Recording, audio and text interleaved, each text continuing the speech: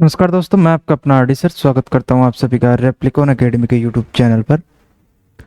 दोस्तों, आज हम बात करने वाले हैं एक नई यूनिट के बारे में। नई यूनिट की शुरुआत अपन करने वाले हैं बायोमोलिक्यूल्स से। ठीक है। देखो, बायोमोलिक्यूल्स की अगर मैं बात करूं तो बायोमोलिक्यूल्स में अपन पढ़ने वाले हैं protein, carbohydrate, lipids, DNA, RNA वगैरह के बारे में। ठीक है ना। बायोमोलिक्यूल्स से मतलब ये है, हेडिंग डालो आप,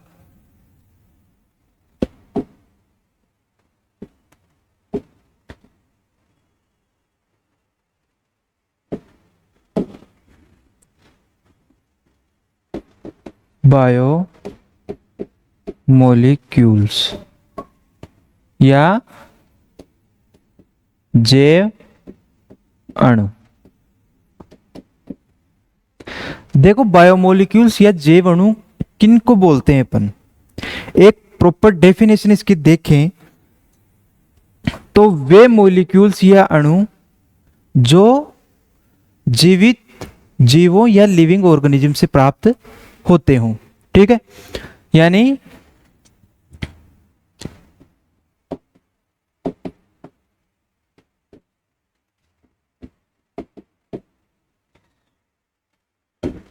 लिविंग ऑर्गेनिज्म से प्राप्त मोलिक्यूल्स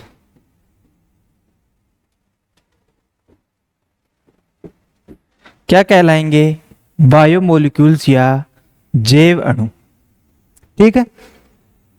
अब देखो, जैव अणु जो है वो दो तरीके से किसी भी जीव में या सेल में प्रेजेंट रहते हैं। एक तो होता है एंडोजीनस, दूसरा होता है एक्सोजीनस। अधिकांशतः जो बायोमोलिक्यूल्स हैं वो क्या होते हैं? एंडोजीनस। एंडोजीनस का मतलब, एंडोजीनस का मीन यहां यह है कि जो बायोमोलिक्यूल्स हैं वो सेल के अंदर प्रेजेंट रहते हैं। ठीक है। जैसे डीएनए हो गया, आरएनए हो गया, ये सेल के न्यूक्लियस में प्रेजेंट रहते हैं। ठीक है। या साइटोप्लाज्म में प्रेजेंट रहते हैं। दूसरा होता है एक्सोजीनस। एक्सोजीनस एक्सोजीनस का मतलब यह है कि जैसे प्रोटीन है, प्रोटीन को अपन बाहर भी सिंथेसाइज कर सकते हैं। ठीक है। यानी ऐसे बायोमोलिक्यूल्स जिनको अपन बाहर, सेल के बाहर या किसी भी लिविंग ऑर्गेनिज्म के बाहर अपन सिंथेसाइज कर सकते हैं। ठीक है। प्रोटीन हो गया, कार्बोहाइड्रेट हो गया, इनके बारे में बात करें तो इनको एक्सोजीनस भी अपन बोल सकते हैं। ठीक है। तो ये बात हो गई अपने एक्सोजीनस और एंडोजीनस की। आगे बात करते हैं अपन प्रोटोप्लाज्म के बारे में। प्रोटोप्लाज्म, प्रोटोप्लास्ट और साइटोप्लाज्म, इन तीनों चीजों के बारे में अपन पढ़ने वाले हैं। इनमें डिफरेंस क्या होता है, इनकी प्रॉपर डेफिनेशन क्या होती है, देखना।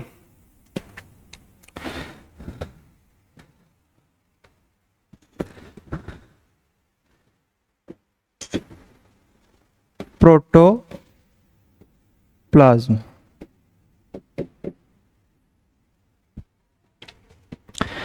प्रोटोप्लाज्म होता क्या है? देखो, जो प्रोटोप्लाज्म है उसको अपन बोलते हैं, यदि प्रोटोप्लास्ट में प्लाज्मा मेम्ब्रेन और न्यूक्लियस सम्मिलित है। ठीक है ना।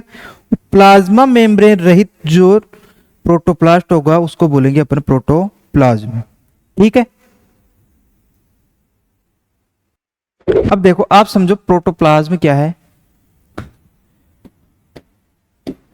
प्रोटोप्लास्ट क्या है और साइटोप्लाज्म क्या है। ठीक है। इन तीनों में अपने को डिफरेंस देखना है। मान लो ये कोई सेल है। ठीक है। ये इसका न्यूक्लियस हो गया और ये इसमें साइटोप्लाज्म हो गया।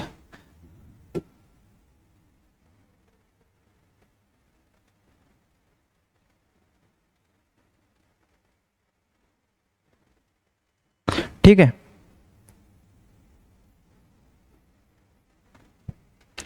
ये ईयर वगैरह हो गई, ये माइटोकॉन्ड्रिया हो गया, और ये डीएनए आरएनए वगैरह इसमें प्रेजेंट है।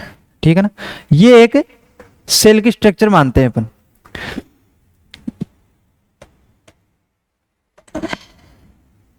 ये इसकी सेल वॉल हो गई। अब इसमें देखो आप, ये हो गई सेल वॉल, ये हो गई प्लाज्मा मेम्ब्रेन,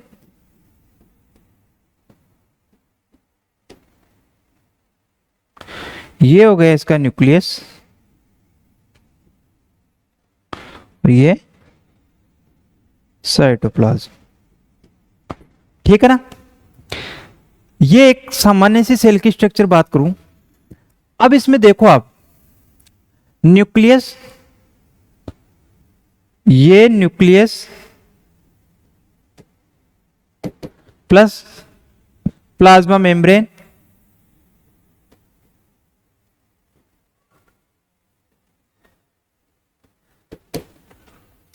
और साइटोप्लाज्म।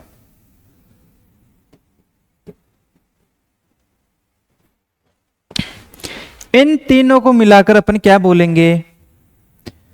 प्रोटोप्लास्ट। प्रोटोप्लास्ट की डेफिनेशन क्या हुई? प्लाज्मा मेम्ब्रेन से युक्त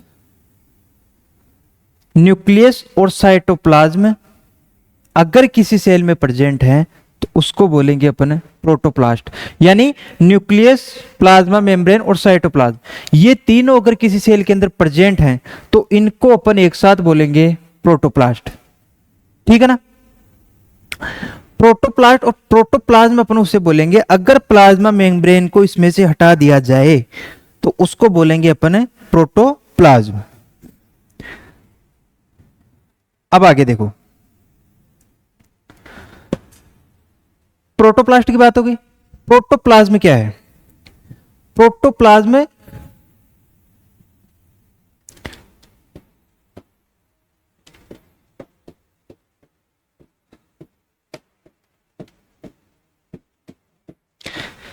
प्लाज्मा मेम्ब्रेन अगर प्रेजेंट नहीं हो सेल में तो उसमें न्यूक्लियस और साइटोप्लाज्म मिलके क्या कहलाएंगे?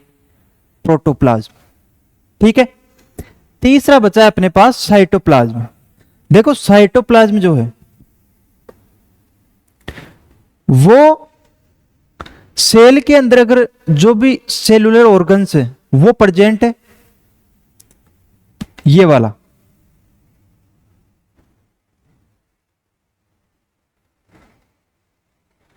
ये जो प्रेजेंट है। ठीक है। सेल के अंदर जो कोशिकांग प्रेजेंट है और ये जो लिक्विड भरा हुआ है, सेल वॉल और प्लाज्मा मेम्ब्रेन को इसमें अपन इंक्लूड नहीं करेंगे। ठीक है। ये वाला जो पार्ट है कोशिकांग से युक्त लिक्विड वाला, उसको बोलेंगे अपन साइटोप्लाज्म। तो तीनों चीजों में आपको डिफरेंस मालूम हुआ, प्रोटोप्लाज्म, प्रोटोप्लास्ट और साइटोप्लाज्म। प्रोटोप्लास्ट किसको बोलेंगे अपन? प्रोटोप्लास्ट बोलेंगे न्यूक्लियस, प्लाज्मा मेम्ब्रेन, ठीक है, और साइटोप्लाज्म, तीनों मिलकर क्या बनाएंगे? प्रोटोप्लास्ट। और न्यूक्लियस और साइटोप्लाज्म ये मिलकर बनाते हैं प्रोटोप्लाज्म। अब तीसरी बात करें अपन साइटोप्लाज्म। साइटोप्लाज्म एक तरल होता है या लिक्विड होता है जो कि जिसके अंदर सेल ऑर्गेनल्स प्रेजेंट होते हैं, उसको बोलेंगे अपन साइटोप्लाज्म। ठीक है। तो इन तीनों बातों में आपको डिफरेंस याद रखना है, प्रोटोप्लास्ट, प्रोटोप्लाज्म और साइटोप्लाज्म। यहां तक ठीक है, समझ में आ गया? अब आगे देखते हैं अपन। अब आगे स्टार्ट करते हैं अपन प्रोटोप्लाज्म के बारे में। ठीक है ना। हेडिंग डाल लो, प्रोटोप्लाज्म। ठीक है। देखो प्रोटोप्लाज्म जो है, प्रोटोप्लाज्म वर्ड दिया था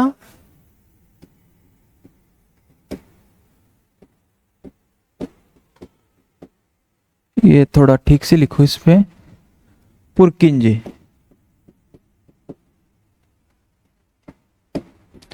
ठीक है ना। पुरकिंजे नाम के एक साइंटिस्ट थे जिन्होंने प्रोटोप्लाज्म वर्ड दिया। ठीक है ना।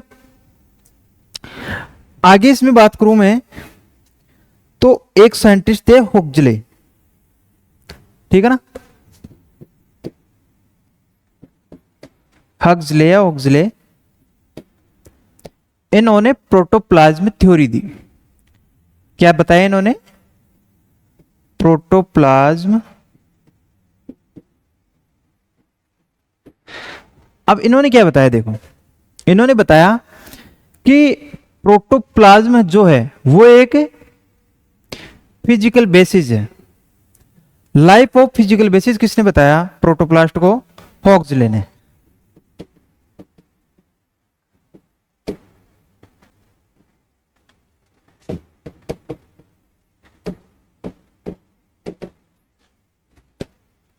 यानी प्रोटोप्लाज्म जो है उसको लाइफ ऑफ फिजिकल बेसिस किसने बताया? हुक्सले ने।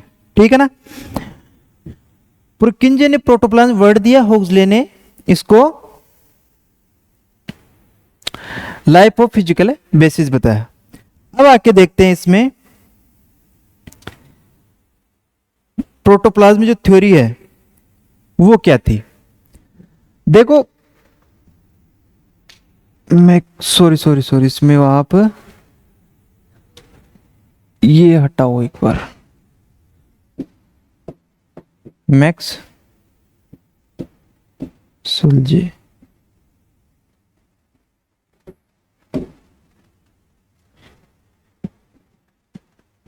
मैक्स सुलजे नाम के साइंटिस्ट ने क्या दिया? प्रोटोप्लाज्म थ्योरी दी। और प्रोटोप्लाज्म जो थ्योरी है यहां पे लिखना आप ये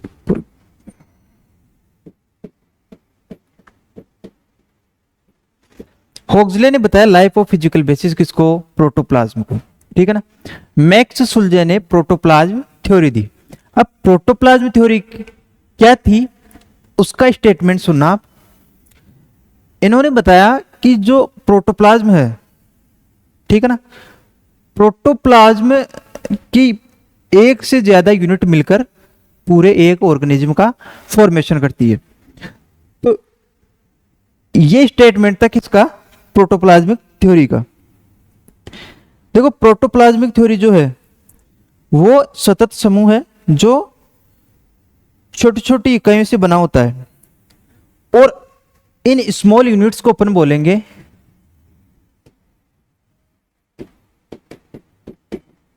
सेल। ठीक है ना। देखो प्रोटोप्लाज्म जो है वो है लेस प्लाज्मा मेम्ब्रेन, यानी साइटोप्लाज्म और न्यूक्लियस को बोलेंगे अपन प्रोटोप्लाज्म। और प्रोटोप्लाज्म जो है ये रेगुलर जैसे यूं ऐसे करते करते एक एक यूनिट मिलकर एक बड़े सतत ऑर्गेनिज्म का फॉर्मेशन करते हैं। और इस यूनिट को जो उन्होंने बताया, इस यूनिट को बोलते हैं अपन सेल। तो ये थी प्रोटोप्लाज्मिक थ्योरी। ठीक है। आगे इसमें अपन देखेंगे सॉल्यूशंस के बारे में, कोलॉइडी सॉल्यूशंस के बारे में। अब देखो कोलॉइडल थ्योरी।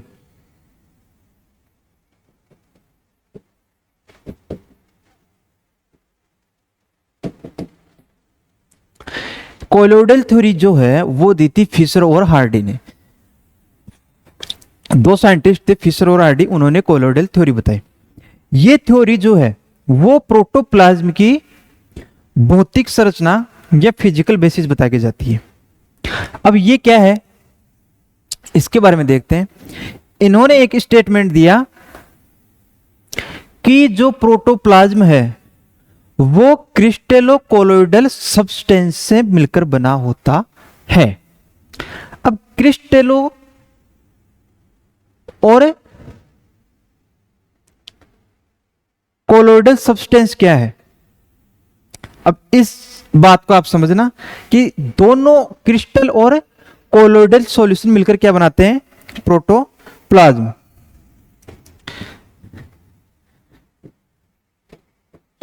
क्रिस्टेलो colloidal substance. इन दोनों वर्ड्स को ऊपर अगर अलग करें तो क्रिस्टल और कोलोइड, ये दोनों सब्सटेंस मिलकर किसका फॉर्मेशन करते हैं, प्रोटोप्लाज्म का। ठीक है ना। अब क्रिस्टल क्या है, कोलोइड क्या है। देखो क्रिस्टल से मतलब इस बात से है, जैसे अपने साल्ट हो गया, ठीक है ना। दूसरा मैं बात करूं इसमें तो अपने एसिड बेस,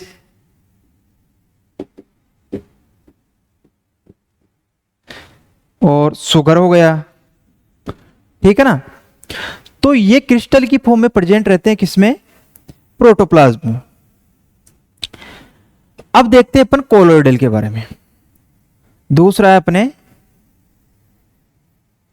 कोलोइडल। इसमें बात करूं तो मैं लिपिड, प्रोटीन, डीएनए, आरएनए, तो ये सब क्या है, ये है कोलोइडल, कोलोइडल सॉल्यूशन। दूसरा हो गया अपने पास क्रिस्टल की फॉर्म में। क्रिस्टल की फॉर्म में साल्ट, एसिड बेस और शुगर, ये प्रेजेंट होते हैं कहां पे, प्रोटोप्लाज्म में। और ये सब मिलकर क्या बनाते हैं, प्रोटोप्लाज्म का फॉर्मेशन करते हैं। ठीक है ना। इसलिए इन्होंने एक वर्ड यूज किया, क्रिस्टेलो कोलोइडल सब्सटेंस। किसने, सुलजे और हार्डी ने। ठीक है ना।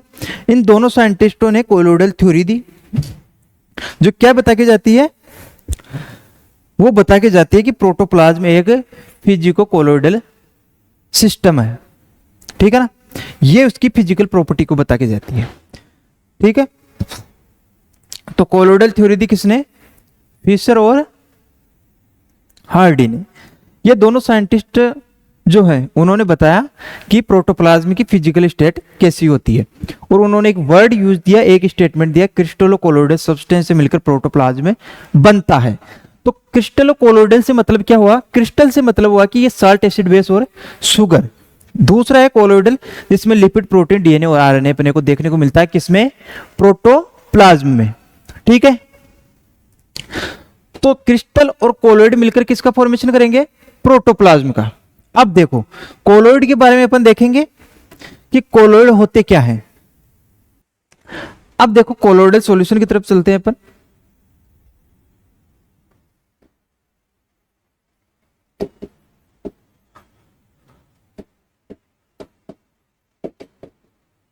कोलोइडल सॉल्यूशन, देखो कोलोइडल सॉल्यूशन किसे बोलते हैं अपन, वो अपन देखने वाले हैं इसमें। इसमें सबसे पहला अपन देखने वाले हैं सोल के बारे में। ठीक है ना। सबसे पहले लिखो इसमें सोल क्या होता है।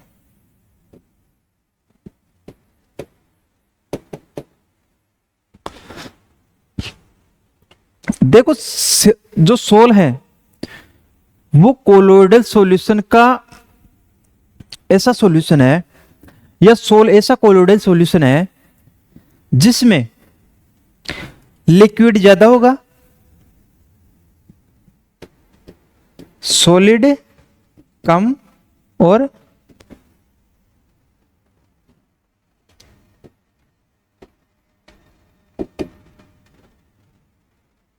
ज्यादा। ठीक है ना। ऐसा कोलोइडल सॉल्यूशन जिसमें सॉलिड कम और लिक्विड ज्यादा होगा। ठीक है ना। अब इसको आप प्रैक्टिकली देखो कि वाटर है, वाटर एक यूनिवर्सल विलायक है। ठीक है। यूनिवर्सल सॉल्वेंट है जिसमें अपन सब कुछ घोल सकते हैं। ठीक है ना।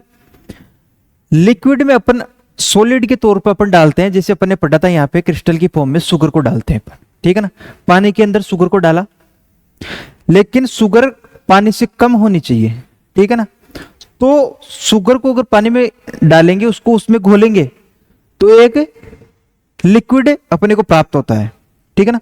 तो उस स्टेट को बोलेंगे अपन सोल, यानी कि सॉलिड उसमें कम है, लिक्विड की मात्रा ज्यादा है, तो इस टाइप के सॉल्यूशन को बोलेंगे अपन सोल, ठीक है ना। और अधिकतर जो सेल्स हैं लिविंग ऑर्गेनिज्म की, वो किस फॉर्म में प्रेजेंट रहती है? सोल की फॉर्म में। उनमें जो प्रोटोप्लाज्म है वो कैसा प्रेजेंट रहता है? सोल की फॉर्म में, यानी उसमें सॉलिड कम होगा और लिक्विड ज्यादा होगा। तो जितने भी लगभग अधिकांश जो सेल हैं, तो उनमें प्रेजेंट रहता है किसमें? सोल की फॉर्म में प्रोटोप्लाज्म। एग्जाम्पल लिख लो इसमें, एग्जाम्पल बहुत इंपॉर्टेंट है इनके। एम्ब्रियोनल सेल, ठीक है ना। दूसरा हो गया आपके ग्लैंड्यूलर सेल, भ्रूणीय कोशिका या ग्रंथिल सेल्स, या ग्रंथीय कोशिका। उनमें जो प्रोटोप्लाज्म वो किसकी फॉर्म में प्रेजेंट रहेगा? सोल की फॉर्म में, ठीक है। आगे इसमें देखते हैं अपन जेल। दूसरा लिखो इसमें जेल। अब देखो जेल क्या होता है। जेल नॉर्मली आपको ऐसे भी सुनने को मिल जाएगा, जैसे बालों में लगाने का जेल हो गया, ठीक है ना, एलोवेरा जेल हो गया, ठीक है। तो ये वर्ड आपको कॉमन सुनने को मिल जाएगा। तो जेल से मतलब क्या है? जेल से मतलब यह है कि सॉलिड जो है वो ज्यादा प्रेजेंट होगा और लिक्विड वो कम प्रेजेंट होगा। तो उस स्टेट को बोलेंगे अपन क्या? जेल। अगर इस बात को अपन समझे इस वाले एग्जाम्पल से, पानी के अंदर अपन पानी की मात्रा से ज्यादा चीनी उसमें डाल दें, जैसे अपन चाशनी जो बनाते हैं ना, तो चाशनी एकदम गाढ़ी गाढ़ी सी बनती है अपने पास, ठीक है ना, एकदम टाइट। अगर उसमें चीनी अपन और ज्यादा बढ़ा दें तो बहुत ज्यादा टाइट हो जाती है, ठीक है, यानी बिल्कुल चिपचिपी। तो वही एग्जाम्पल है किसका? जेल का। सॉलिड ज्यादा और लिक्विड कम, ठीक है ना। तो जो जेल वाला जो सॉल्यूशन है वो सेल्स को मैकेनिकल सपोर्ट देता है, ठीक है ना। जैसे ये ये दीवार है, ठीक है, ये दीवार है, ये सॉलिड है, ठीक है ना। तो अगर मैं यहां पे हाथ रखूंगा तो ये मुझे सहारा देगी, ठीक है ना, मैकेनिकल सपोर्ट देगी। तो एक तरीके से जेल जो है वो एक हार्ड सॉल्यूशन है जो क्या करेगा? सेल को मैकेनिकल सपोर्ट देने का काम करेगा, ठीक है। तो इसमें लिख लेना आप मैकेनिकल सपोर्ट कौन देता है? जेल देता है सेल को। अब इसमें एग्जांपल लिख लो आप, बोन सेल्स।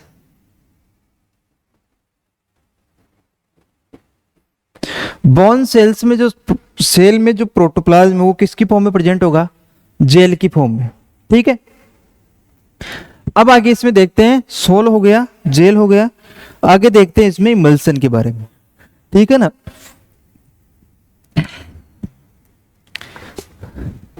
नेक्स्ट लिखो इसमें इमल्सन।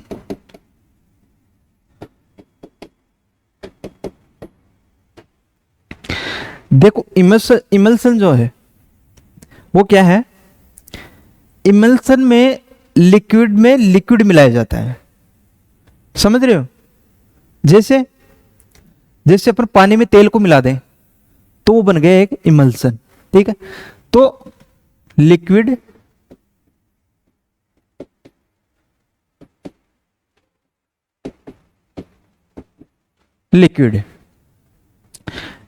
में लिक्विड को मिलाते हैं तो अपने पास बनता है इमल्सन, ठीक है ना।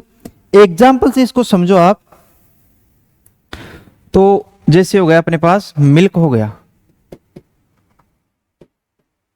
ठीक है ना, और अपने पास हो गया ब्लड प्लाज्मा,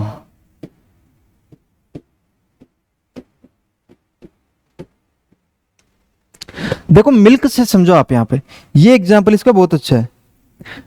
मिल्क में फैट भी प्रेजेंट होता है, ठीक है ना, वाटर भी प्रेजेंट होता है, ठीक है। तो इस प्रकार के सॉल्यूशन को, जिसमें लिक्विड, दो लिक्विड को मिलाकर अपन सॉल्यूशन बनाते हैं, उस प्रकार के लिक्विड को बोलेंगे अपन इमल्सन। एग्जांपल हो गया इसका मिल्क हो गया, ब्लड प्लाज्मा हो गया, ठीक है। एक फेमस एग्जांपल इसका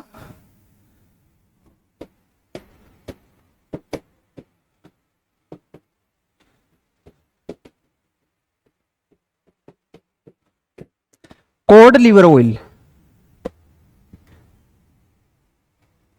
ये कॉड लिवर ऑयल जिसको अपन फिश ऑयल भी बोलते हैं, ठीक है ना। तो इसके तीन एग्जांपल आप याद रखना, मिल्क, ब्लड प्लाज्मा और कॉड लिवर ऑयल। मिल्क से मैंने आपको समझा दिया कि इमल्सन किसको बोलेंगे, जैसे मिल्क के अंदर फैट भी प्रेजेंट रहती है, वसा भी प्रेजेंट रहती है और दूसरा वाटर भी प्रेजेंट रहता है। तो लिक्विड में लिक्विड जब मिलाएंगे तो अपने पास जो सॉल्यूशन बनता है वो होगा इमल्सन, ठीक है। आगे एक और स्टेट होती है इसमें, एरोसोल। तो इसमें आप नेक्स्ट लिखना एरोसोल, ठीक है। देखो एरोसोल क्या होता है, एरोसोल जो है वो लिविंग ऑर्गेनिज्म में प्रेजेंट नहीं होता, ठीक है, लेकिन ये नॉन लिविंग में अपने को देखने को मिलता है। देखो अगर सॉलिड के अंदर, सॉलिड इन ए गैस और लिक्विड इन ए गैस, इसका मतलब समझो आप, अगर गैस के अंदर अपन सॉलिड मिला दें तो उसको भी अपन एरोसोल बोलेंगे, और गैस के अंदर अगर लिक्विड को अपन मिला देते हैं उसको भी अपन बोलेंगे एरोसोल। एग्जाम्पल इसके बात करूं, एग्जाम्पल की, इसका हो गया और इसका हो गया cloud. Solid in gas, solid को अगर गैस में मिलाते हैं, एग्जाम्पल हो गया इसका स्मोक, और लिक्विड इन गैस, इसका एग्जाम्पल हो गया क्लाउड, ठीक है ना। जैसे जैसे आप नॉर्मली देखते होंगे कभी कभी एनवायरमेंट में नमी हो जाती है, ठीक है, आप जाओगे तो आपको यूं ठंडा ठंडा महसूस होगा। या जैसे बात करूं, जैसे आप गर्मियों में कूलर की हवा खाते हो, ठीक है, उसमें क्या होता है, जो चारों तरफ से जो वाटर गिर रहा होता है नीचे की तरफ, वो मिक्स होता है किसमें, एयर में, और फिर वो हवा जो है वो आपको आके लगती है, ठीक है, तो आपको ठंडा महसूस होता है। तो उस हवा में क्या है, उस हवा में लिक्विड मिक्स हो गया, ठीक है ना। लिक्विड से मतलब यहां से वाटर से है, वाटर मिक्स हो गया किसमें, हवा में, और फिर वो आके आपके ठंडे होती है, ठीक है ना। ठंड कैसे होगी, आपको ठंडक महसूस होगी, वो किससे, उस नमी से जो हवा में मौजूद है, ठीक है। तो ये था एरोसोल। अब देखो एरोसोल जो है वो लिविंग ऑर्गेनिज्म में प्रेजेंट नहीं होती। अपने में एरोसोल ये तो है नहीं कि अपने में गैस में वाटर मिल गया, ठीक है, अपने में ऐसा नहीं होता। लिविंग ऑर्गेनिज्म में ये सॉल्यूशन जो है वो प्रेजेंट नहीं होता। ये बाहर अपन निर्जीवों में ये पोजीशन देख सकते हैं, ठीक है। यहां तक आपको कोलोइडल सॉल्यूशन के बारे में बता दिया। आगे देखते हैं अपन इसके बारे में कुछ और इंपॉर्टेंट बात, ठीक है। अब देखो आगे देखते हैं अपन इसमें कुछ इंपॉर्टेंट बातें हो रही हैं इसमें। अभी तो काफी कुछ प्रोटोप्लाज्म पढ़ना है अपने को, ठीक है। देखो प्रोटोप्लाज्म जो है उसमें क्या क्या प्रेजेंट है, अपने को कैसे पता चलेगा कि कौन कौन सा ऑर्गेनिक और इनऑर्गेनिक कंपाउंड्स प्रोटोप्लाज्म में प्रेजेंट है। इसके लिए अपन एक एक्सपेरिमेंट करते हैं, ठीक है। कोई भी लिविंग ऑर्गेनिज्म का टुकड़ा लेते हैं अपन, ठीक है, पार्ट ऑफ लिविंग ऑर्गेनिज्म। जैसे मान लो कोई सी वेजिटेबल ले लो, ठीक है, अगर ह्यूमन बॉडी की बात करूं मैं तो लीवर का छोटा सा टुकड़ा लेते हैं अपन, या किसी भी वेजिटेबल का छोटा सा पार्ट, उसको अपन क्या करेंगे, ट्राइक्लोरोएसिटिक एसिड, ठीक है ना, लिख लो इसका नाम ट्राइक्लोरो एसिटिक एसिड, इसके साथ मिलाकर क्रश करेंगे। ठीक है, क्रश किस में करेंगे, वो अपने नहीं आता जिसमें अपन अदरक वगैरह कूटते हैं, जो पत्थर का आता है उसमें उसमें उसको क्रश करेंगे। ठीक है ना, किसके साथ, ट्राइक्लोरो एसिटिक एसिड के साथ। ठीक है, उसको क्रश करने के बाद एक कपड़े में उसको डालकर उसको निचोड़ते हैं, और उससे जो जूस निकलता है उसमें अपन देखेंगे कि इसमें क्या क्या प्रेजेंट होता है। उस जूस का अपन निरीक्षण करने के बाद उसमें ऑर्गेनिक कंपाउंड्स जैसे प्रोटीन हो गया, ठीक है, कार्बोहाइड्रेट हो गई, ठीक है, डीएनए आरएनए वगैरह प्राप्त होते हैं। इनऑर्गेनिक कंपाउंड्स की मैं बात करूं तो उसमें फॉस्फेट, ठीक है, सल्फेट, ये अपने को प्राप्त होते हैं। तो ये एक प्रॉपर मेथड है किसी भी ऑर्गेनिज्म के बॉडी में कौन कौन से कार्बोनिक और ऑर्गेनिक और इनऑर्गेनिक कंपाउंड्स प्रेजेंट है। ठीक है, अब इसमें आगे बात करूं मैं तो इसमें आगे देखते हैं अपन कि जो प्रोटोप्लाज्म है उसमें कौन कौन कितनी कितनी मात्रा में प्रेजेंट है, जिसमें मेनली अपन बात करेंगे वाटर के बारे में, लिपिड, प्रोटीन, ठीक है, फैट और आयंस के बारे में। देखो इसमें सबसे पहले देखेंगे अपन, ये आप लिख लेना ही क्योंकि ये बहुत इंपॉर्टेंट है, अगर यहां से क्वेश्चन बनता है तो इससे बनता है। जैसे मैं लिखा हूं आप स्क्रीनशॉट ले लिया करो। ठीक है, अब देखो सेल में वाटर की बात करूं तो लगभग सेल में 70 से 90% वाटर प्रेजेंट रहता है। ठीक है, इससे आगे प्रोटीन जो है वो रहता है 10 से 15%। सबसे ज्यादा अमाउंट में वाटर प्रेजेंट रहता है 70 to 90%, और प्रोटीन जो है वो 10 to 50%। ठीक है, आगे मैं बात करूं इसमें वो है न्यूक्लिक एसिड।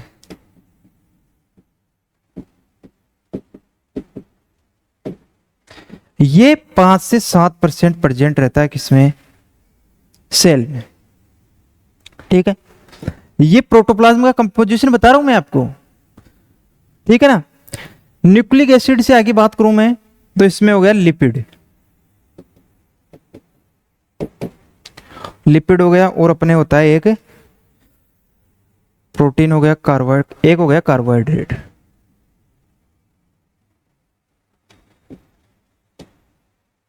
कार्बोहाइड्रेट, ठीक है ना, एक हो गया अपने पास आयंस।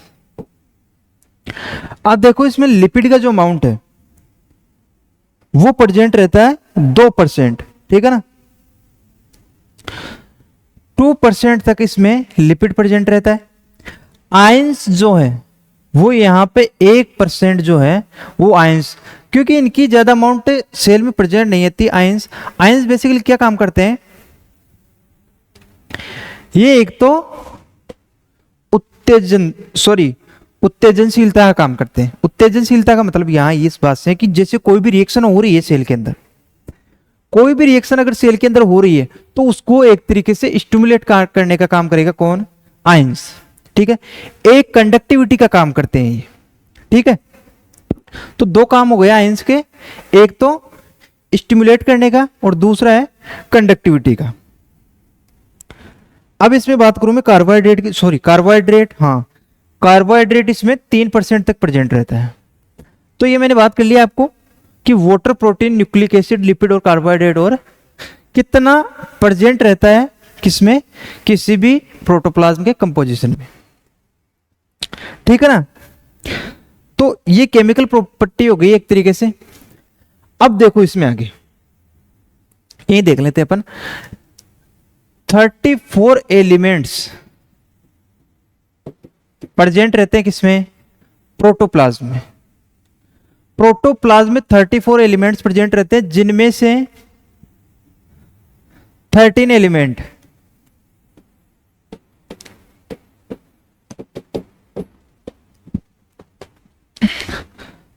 एलिमेंट्स, ये थोड़ा ठीक से लिख लो इसको, 13 एलिमेंट्स प्रेजेंट रहते हैं यूनिवर्सल, जो लगभग प्रत्येक सेल में प्रेजेंट रहते हैं। ठीक है ना। इन 13 एलिमेंट्स में से देखो कार्बन, हाइड्रोजन, ऑक्सीजन और नाइट्रोजन,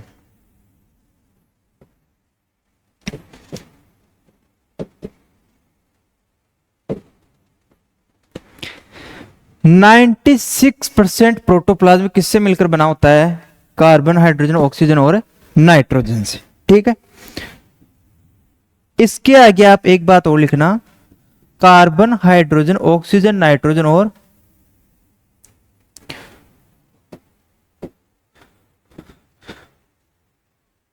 पी और एस, सल्फर और फॉस्फेट भी लिख लेना। तो ये जो पांचों एलिमेंट्स हैं, सॉरी 6 एलिमेंट्स, इनको बोलते हैं अपन प्रोटोप्लाज्मिक एलिमेंट्स। ठीक है ना। यहां पे लिख लो आप प्रोटोप्लाज्मिक एलिमेंट्स। और ये 98% पार्ट बनाते हैं किसका, प्रोटोप्लाज्म का। ठीक है। तो ये एक तरीके से कंपोजिशन मैंने बता दिया आपको, प्रोटोप्लाज्म में कितना कुछ प्रेजेंट होता है, कौन कौन से कंपाउंड प्रेजेंट रहते हैं किसमें, प्रोटोप्लाज्म में। अब इसमें आगे जो अपन देखेंगे वो देखो,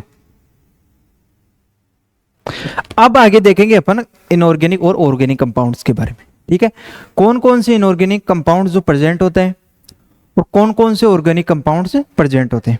देखो इनऑर्गेनिक के बारे में मैं आपको बताऊं, इसमें वाटर हो गया, ठीक है ना, वाटर हो गया, लिपिड हो गई, आयंस हो गए। तो ये क्या है, इनऑर्गेनिक कंपाउंड्स हैं जो प्रेजेंट रहते हैं किसमें, प्रोटोप्लाज्म में। और ऑर्गेनिक की बात करूं तो ऑर्गेनिक में कार्बोहाइड्रेट, सॉरी लिपिड का इसमें आएगा, ऑर्गेनिक में कार्बोहाइड्रेट, लिपिड, प्रोटीन, है ना, डीएनए, आरएनए, इनके बारे में पढ़ेंगे अपन किसमें, ऑर्गेनिक कंपाउंड्स में। तो मिलते हैं अगली क्लास में इनऑर्गेनिक कंपाउंड्स के साथ। एक पूरी क्लास लेंगे अपन इनऑर्गेनिक की, फिर अलग से बनाएंगे किसकी, ऑर्गेनिक की। तब तक के हंसते रहिए, खेलते रहिए। नमस्कार।